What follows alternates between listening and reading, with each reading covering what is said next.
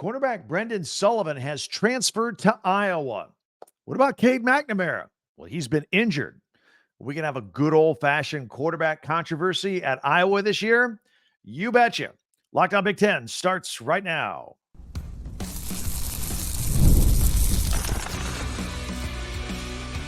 You are Locked On Big Ten, your daily podcast on the Big Ten Conference. Part of the Locked On Podcast Network, your team every day. Welcome to Locked On Big Ten. I'm Craig Sheeman. Coming up on 40 years as a sports talk show host and play-by-play announcer. And I want to thank you for making us your first listen every day. We are free and available wherever you get your podcasts and on YouTube, part of the Locked On Podcast Network, your team every day. And today's episode is brought to you by FanDuel. Make every moment more. Right now, new customers get $150 in bonus bets guaranteed. That's $150 win or lose. Visit FanDuel.com/lockedon to get started. All right, transfer quarterback, Brendan Sullivan, now a Hawkeye. What does it mean? Plus, we have other portal news at Indiana and some interesting basketball stories for you as well. Plus, our Big Ten classics and live action going into the weekend. But let's start off with the Hawkeyes and their football team. I love talking about Iowa football on this podcast, as you could probably tell. I just think they're one of the more intriguing teams in the Big Ten. I know a lot of people complain about their style, and you go, what do you mean they're interesting and intriguing? But they are. They really, really are. Add this week's announcement that Northwestern transfer quarterback Brendan Sullivan announced that he's coming to Iowa. And they once again become one of the more interesting stories in the Big Ten this year. I'll explain this and connect the dots in just a moment. But if you follow the Hawkeyes, you know the drill. You know the storyline. You know what's been going on there the past couple of years. No offense. Zero offense. And yet they find a way to win. It's incredible. You can't take your eyes off them. You don't know what they're going to do next. You don't expect much, and then a lot of stuff happens. Last year, to say that they had no offense was an understatement of the year. Remember old coach Herm Edwards? He used to say, you play to win the game. Doesn't matter what the stats are. It doesn't matter if it's ugly or pretty or style points. None of that matters. You just need to win. And Iowa won 10 football games last year and found itself in the Big Ten championship. That was pretty good. Add the drama that the head coach had to fire his son, the offensive coordinator. And the Hawkeyes were a team that nobody could take their eyes off of. Certainly not me. Certainly not us here at Locked On Big Ten. Now, they may have a good old-fashioned quarterback battle on their hands all of a sudden. I don't know that they expected to have one not too long ago. But Cade McNamara, he's yet to actually live up to the fanfare since transferring. He transferred in after leading Michigan to a Big Ten title and a college football playoff in the pre-J.J. McCarthy era. However, he arrived coming off an injury there. He was limited during his first spring camp a year ago. He suffered a new injury in summer camp that slowed his development and his chemistry with the football team. And he went into the season not quite right. Then in week 5, he suffered a season-ending knee injury, another injury altogether against Michigan State. He still has not fully recovered from that injury, although he should be good to go for summer camp. That's what they're saying anyway. However, for the second straight year, he was very limited during spring football. He threw a couple weeks ago, but still can't drop back and plant and throw. So that's where he's at right now. This upcoming season is it for McNamara. He has one last year of eligibility left. He's running out of time. And it's been presumed that he would be the starter all along because, frankly, last year's backup quarterback, Deacon Hill, really wasn't good enough at the time to replace him. But he had to come in when the injury took place. And Hill just left, by the way, hitting the transfer portal. So there really wasn't anybody who's ready to step up and either push McNamara or step in and play for him if McNamara isn't quite right to start the season this year. But that's down the road. So what we're going to do in the meantime? Well, Sullivan's coming in from Northwestern, and his arrival, I think, brings two different storylines. Now, perhaps Sullivan came in with an eye on being part of the team this year, backing up McNamara, learning the system, and maybe having his eye on the 2025 season for being the starting quarterback. Maybe, because after all, he has 2 years of eligibility left. Or he may see McNamara's vulnerability here and his lack of ability to remain healthy, and maybe he's coming to Iowa and he's gunning for that starting job right now in 2024. That is a strong possibility. Strong possibility. Now, let's not forget, we talked about this a little earlier in a previous podcast, that Iowa's new offensive coordinator, Tim Lester, he tried to recruit Sullivan. He's got a relationship with him. Back when Lester was the head coach at Western Michigan, he tried to recruit Sullivan. He was a 3-star player out of high school in the state of Michigan. So there's a relationship there. There's a comfortable relationship between the two. Now, let's put yourself in Tim Lester's shoes. All right. There's been all this outcry about offense at Iowa. I mean, Kirk Ferentz had to fire his son, Brian Ferentz, the offensive coordinator. So Lester comes in 4 or 5 months ago, and he's planning for the season. All eyes are on him and make sure the offense is better. And here's McNamara. No fault of his own, but McNamara's still healing. Can't do much. All right, now we're going through spring football, getting ready for the season. I'm the new offensive coordinator, Tim Lester. Still don't have my quarterback. Deacon Hill leaves. Got a couple young guys not ready to go. What are we going to do? We got to get somebody. Oh, Sullivan just entered the portal. He entered the portal late this spring out of Northwestern, but Lester's like, let's go. And maybe, who knows, behind the scenes, maybe Lester was calling him, saying, hey, I got a panic situation here at Iowa. I got a quarterback I haven't even seen play a single play yet here in practice. He may or may not be ready to go. I think he is, but I don't know. I got question marks. I got to hit the ground running. I know what you can do. You have a little bit of experience at Northwestern. Why don't you come over here to Iowa? All right. I think that's what happened behind the scenes. I really do. I think Lester was starting to get a little uncomfortable with what was coming down the pike here to start the season, and he wanted to shore up that quarterback room. So that's exactly what he has done. And so Lester then goes to Kirk Ferentz, says, look, let's give this kid a look. Let's bring him in. I know what he could do. They must have liked it. Everybody must have liked each other because Sullivan announced now that he is coming to Iowa. So, look, it's not like Sullivan is the second coming of Tom Brady. It's not like all of a sudden that Iowa's going to start airing it out. But let's talk about it. We mentioned he was a 3-star recruit out of Davison High School in Michigan. He was at Northwestern for 3 years. He redshirted the first year. He's got good size. He's good size, 6'3", 225 pounds. During the past 2 seasons, he appeared in 13 games. He was not the regular starter there. He mostly backed up Ben Bryant. But he's an accurate thrower. Completed 134 out of 195 passes for 1,300 yards, 10 touchdowns, and 5 interceptions when he was on the field. Also ran for 3 touchdowns. So there's something there. Best case scenario for the Hawkeyes. Cade McNamara returns at full strength, becomes a solid, steady influence on the offense like he did at Michigan, and maybe they win some games. And Sullivan can be a backup, and maybe Iowa will have a nice succession plan going into 2025. All right, that's in a perfect world. Or maybe Sullivan finds its comfort zone, actually beats out McNamara for the job, and that'd be a nice problem for Kirk Ferentz and Tim Lester to have. Also a possibility. But regardless who takes the snaps there at quarterback, there are still a ton of question marks, offensive line, and wide receiver, and all that Iowa needs to overcome. But if there's a team that can overcome it, it's Iowa, because they do it year after year after year. Nevertheless, I think it's going to be one of the most interesting stories to keep an eye on here this summer, the quarterback battle between those two at Iowa. What do you think? Hawkeye fans, you're very passionate about your team. Let me know. You can hit me up on Twitter at Talk Big 10, number 10, YouTube. And of course, don't forget our website, talkbig10number10.com. Regardless, if you haven't yet, if you watch our podcast from time to time, you haven't yet, please subscribe. Just click it. It's free and you're good to go. You can subscribe and follow Lockdown Big 10 for free wherever you get your podcast. That way you get the latest episode of this podcast as soon as it becomes available each and every day. All right, while we're talking Iowa, we may have some Iowa on Iowa crime between 2 of your favorites, Caitlin Clark and Cooper DeJean. What's going on? Plus, we have some more portal news going on around the Big Ten. All that coming up in 1 minute right here on Locked On Big Ten.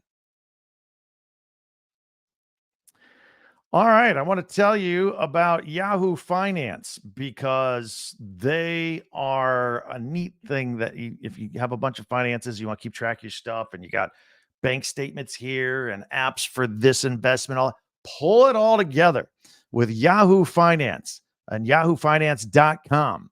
It'd be great if you could just see all of your investment and retirement accounts in one place with Yahoo Finance. Consolidate your views from multiple accounts into one hub. You can also get some expert analysis that you might need to tend to your entire portfolio with some confidence. For more than 25 years, Yahoo Finance has been the brand behind every great investor.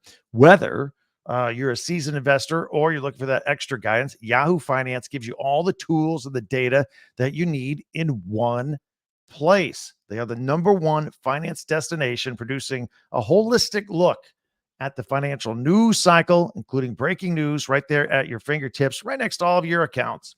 So for comprehensive financial news and analysis, visit the brand behind every great investor, yahoofinance.com. The number one financial destination, yahoofinance.com.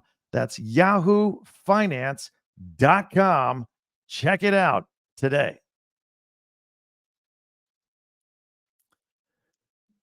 I want to thank everybody for making Locked On Big Ten your first listen each and every day, especially you everydayers out there. Meanwhile, be sure to subscribe on YouTube, share and follow and like Locked On Big Ten, your team every day. And don't forget our website as well. You can check that out at talkbig10.com. All right, let's get back to Iowa. Let's talk about Iowa, and I want to finish up some other stories about Iowa because former Iowa football player Cooper DeJean, now Philadelphia Eagle, once a pretty good high school basketball player back in the day, and he was having some fun, taking some shots in fun. He said that he could beat former Iowa women's basketball player Caitlin Clark one-on-one in hoops. Now, DeJean recently said in an interview that Clark texted him about that matter and said that he's wrong and that she would beat him. So DeJean did say that he's the utmost respect for Clark, and perhaps the two will be able to play some one-on-one hoops in the future. All right, more good news for brand new Indiana football coach Curt Cignetti. Former Kent State defensive lineman C.J. West says he's coming to Bloomington to play for the Hoosiers. So another transfer. That's a plus for the Hoosiers. He's 6'2". He's 305. He was also considering a lot of other good schools. Wisconsin, LSU, Michigan, Rutgers. He's getting interest from all over the country, as a matter of fact.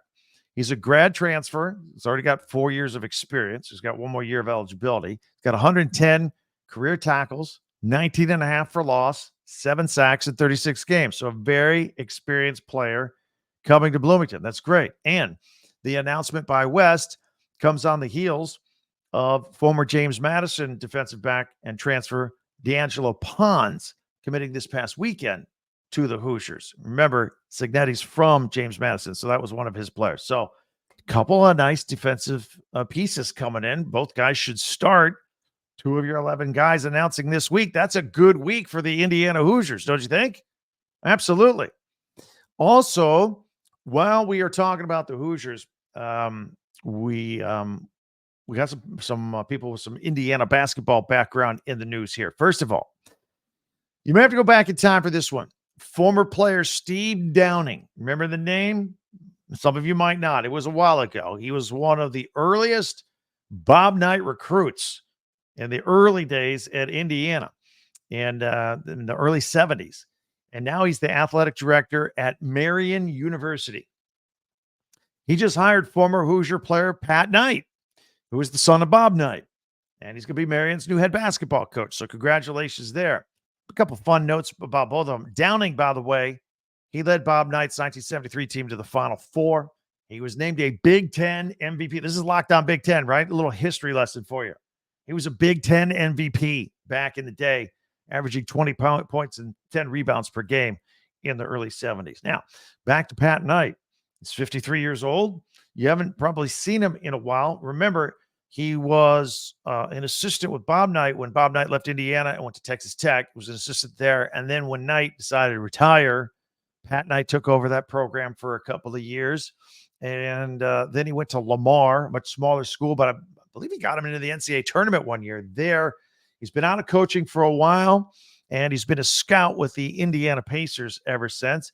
Now he's going to be the head coach at Marion. So it's good to see Pat Knight back into coaching, I think, and I'll be interested to see how he does. Indiana Hoosier fans, let me know what you think about that move. In the meantime, if your person's got TV on in the daytime at work or at home, maybe you've just kind of got it on as background noise, Fox Sports, FS1, ESPN, and all the talking heads going back and forth with all those daytime talk sports shows. Sometimes they can get on your nerves. Sometimes you need to turn down the volume. They're always yelling and screaming, talking over each other. I got a big alternative choice for you here. It's called Locked On Sports Today. It's a free 24/7 sports streaming channel program for you every day to bring you the biggest stories without all the screaming and the nonsense. Locked On Sports Today brings you can't-miss analysis, opinions, and news, streaming 24/7 on YouTube or the free Amazon Fire TV Channels app, which we're big fans of because we're on it. Part of the Locked On Podcast Network, your team every day. All right, now, at this point of the week, as you know, if you're new to the podcast, we have a bunch of features that we do in our final segment, depending on what the day is. On Monday, we got our Big Ten top 10 observations from the weekend. Tuesday, we do Tuesday tweets from what I pull off of Twitter. Wednesdays, we have power rankings of something. Thursdays, we always look at what the Big Ten Network has on the weekend. We are not affiliated with the Big Ten. We just cover the same stuff, have the same passion. So always check the old grid for the weekend and point out a few highlights of things you need to know, like Big Ten classics, classic games from the past, or some live action, which is going on this weekend. And by the way, to round off our features on Fridays, we always have picks, basketball picks, odds for certain things coming up in the future, all that. So we always have a big feature that we like. Bookmark it each and every week. We got it right here. So it's Thursday. We're going to do a look at the Big Ten classics on the Big Ten Network and live action coming up this weekend. It's all right here on Locked On Big Ten.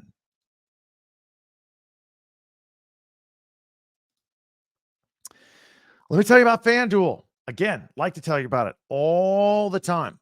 It's winner take all time now in the NBA playoffs. It's getting serious. Stanley Cup playoff as well.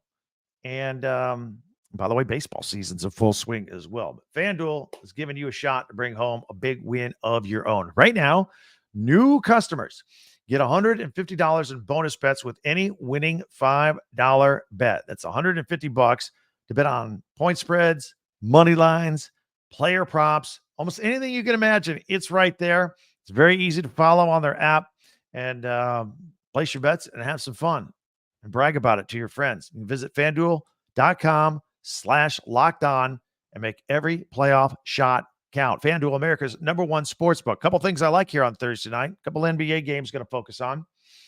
Cavs and Celtics. Celtics had their way with the Cavs in game one. Really clamped down the defense on them. And Vegas has even got a bigger point spread for this one in game two. It's 13.5. I still like it. I don't know that the Cavs can score against the Celtics. Over under at 211.5. Take the over on that one, just on the strength of the Celtics alone, although the Cavs may struggle again to get to 100. So be wary of that. Meanwhile, the Mavs and the Thunder. Thunder have a 1-0 series lead there. Thunder 5.5-point favorites at home there, and the over-under 218.5. I like the over in that one. I think I like the Thunder at -5.5. You decide for yourself. Anyway, visit FanDuel.com/lockedon. That's FanDuel.com/lockedon. And FanDuel is America's #1 sportsbook. All right, let's put on the screen some of our TV guide, if you will. Going into the weekend, take a look at what's going on the Big Ten Network. We pick it up with Friday, Saturday, Sunday action, and kind of an unusual because there's a lot of live stuff to be determined here. So we're gonna put this on the screen, and you can decide for yourself. We're gonna start it off with Friday, May 10th, 1 o'clock Eastern. We do have a Big Ten Classic at 1 o'clock Eastern. If you're a Wisconsin football fan, it's a Wisconsin football classic, the old Rose Bowl, Wisconsin versus UCLA. This is January 1st, 1999. The Badgers overcome the Bruins in a thrilling Rose Bowl behind Heisman Trophy winner Ron Dane, who was later drafted by the New York Giants. In that game, he rushed for 246 yards and 4 touchdowns. Oh, he was all over the unstoppable. Now, here's what's going on. At 5 o'clock Eastern time, we'll have our first semifinal of the Big Ten softball tournament. And that's the first game, followed at 7:30 by the second. We don't know who the teams are because we don't have the seedings yet. So we don't have the schedule just yet and who's going to make it this far to the semifinal. We have the seedings. We don't know who's going to make it to the semifinal. So that's Friday, 5 o'clock and 7:30. And then on Saturday, a replay at noon of that first semifinal game. And then at 2 o'clock, replay of the second semifinal game. 4 o'clock, we will have, this is Eastern time, we'll have this Big Ten softball championship game.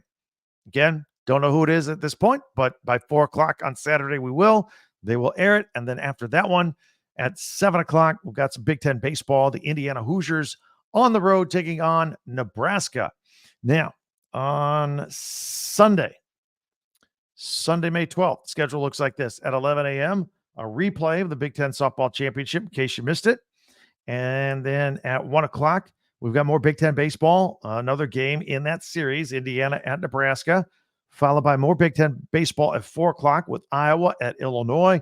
And then if you missed it throughout the whole weekend and you're winding down your Sunday evening and you missed the Big Ten softball championship, catch the replay at 9 o'clock Eastern on Sunday night. So there you have it, a combination of Big Ten classics and Big Ten live action, a lot of softball and baseball this weekend for you to enjoy. So check that out and let me know what you think about it. Many ways for you to interact here with our podcast.